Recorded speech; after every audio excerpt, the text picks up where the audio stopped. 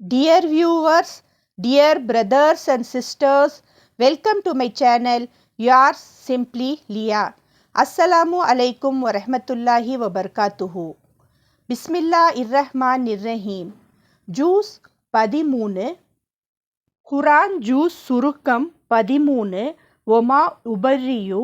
இந்த ஜூஸ் சூரா யூசுப் 12:53 முதல் முழு சூரா அர்-ராத், சூரா இப்ராஹிம் ஆகியவற்றை கொண்டுள்ளது. சூரா யூசுப் தொடர்ச்சி. நபி யூசுப் அலைஹிஸ்ஸலாம் எகிப்தில் அரசரின் நம்பகமான ஆலோசகராக உயர்ந்தார். அவர் முன்கூட்டியே தானியங்களை சேமிக்க சொன்னதால் பஞ்சத்தில் எகிப்துக்கு தட்டுப்பாடு இல்லாமல் இருந்தது. அவரது சகோதரர்கள் உணவுக்காக எகிப்துக்கு வந்தார்கள். அவர்கள் யூசுப் அவர்களை அறியவில்லை. ஆனால் அவர் அவர்களை அறிந்தார்.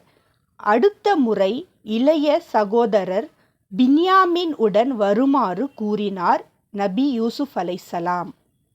இரண்டாம் முறை வந்தபோது நபி யூசுப் அலைஹிஸ்ஸலாம் தனியாக பின்யாமீனிடம் தன் உண்மையை வெளிப்படுத்தினார். பின்னர் ஒரு திட்டத்தின் மூலம் பின்யாமின் எகிப்தில் தங்க வைக்கப்பட்டார். நபி யாக்கூப் அலைஹிஸ்ஸலாம் மிகுந்த துயரத்தில் அழுததால் அவரது கண்கள் வெண்மையாகின. ஆனால் அவர் சப்ருன் ஜமீல், அழகிய பொறுமை காட்டினார்.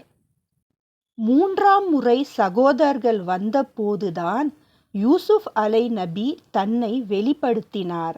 அவர்கள் வெட்கப்பட்டனர்.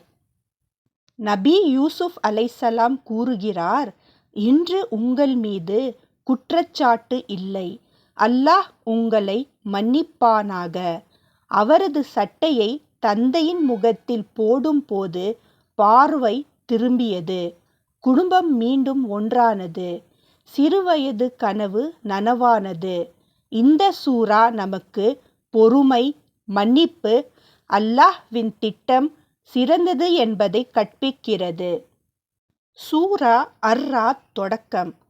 அல்லாஹ் படைத்த அனைத்திலும் அடையாளங்கள் உள்ளன. மின்னல் பயமும் நம்பிக்கையும் தருகிறது. மேகங்கள் கனமழை தருகின்றன. இடி ரஅத் அல்லாஹ்வை தூது செய்கிறது. அல்லாஹ் கூறுகிறார், மனிதன் செய்கிற அனைத்தையும் அவர் அறிவார். கர்ப்பத்தில் நடக்கும் மாற்றங்களையும் அவர் அறிவார்.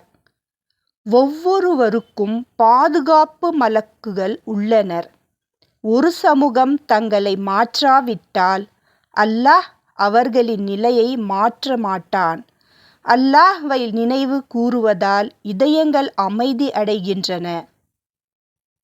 நம்பிக்கையற்றவர்களுக்கு மறுமையில் கடுமையான தண்டனை உண்டு. சூரத் இப்ராஹிம் தொடக்கம். இந்த குர்ஆன் இருளில் இருந்து வெளிச்சத்துக்கு மனிதர்களை அழைக்கும் புத்தகமாகும். அல்லாஹ் ஒவ்வொரு தூதரையும் அவர்களுடைய மொழியில் அனுப்பினார். நன்றியும் எச்சரிக்கையும். நீங்கள் நன்றி கூறினால் நான் அதிகரிப்பேன். நன்றி மறந்தால் என் தண்டனை கடுமையானது என்று அல்லாஹ் எச்சரிக்கை விடுகிறான். அல்லாஹ் எவருக்கும் தேவையற்றவன். நாம் அவரை தேவைப்படுகிறோம். நல்ல சொல் நல்ல மரம். உதாரணத்திற்கு ஒரு நல்ல சொல் ஒரு நல்ல மரம் போன்றது. அதாவது வேர்கள் உறுதியாக இருக்கும், கிளைகள் வானத்தை நோக்கி இருக்கும். அதே கெட்ட சொல் வேரற்ற மரம் போன்றதாகும். நபி இப்ராஹிம் அலைஹிஸ்ஸலாம் அவர்களின் துஆ. நபி இப்ராஹிம் அலைஹிஸ்ஸலாம் அவர்கள் அல்லாஹ்விடம் இவ்வாறு வேண்டினார், என் இறைவா, இந்த நகரை, அதாவது மக்கா மக்களை பாதுகாப்பான நகரமாக ஆக்குவாயாக. என்னை மற்றும் என் சந்ததியரை தொழுகை நிலைநிறுத்துபவர்களாக ஆக்குவாயாக. என்னை, என் பெற்றோர்களையும் விசுவாசிகளையும் மன்னிப்பாயாக. ஆமீன். ஜூஸ் 13 நமக்கு கற்பிப்பது பொறுமை மற்றும் மன்னிப்பு.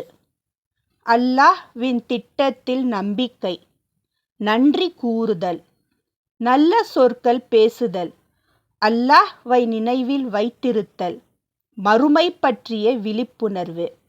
அல்லாஹ் இந்த ஜூஸில் இருந்து பாடம் கற்றுக்கொண்டு வாழும் நபர்களாக நம்மை ஆக்குவானாக. ஆமீன். இந்த பதிவை லைக் செய்யவும் ஷேர் செய்யவும், உங்கள் உறவினர்கள் வீட்டிலும் உங்கள் குழந்தைகளுக்கு ஷேர் செய்து சதகாய ஜாரியா பேருங்க இறைவன் அல்லாவுக்காக.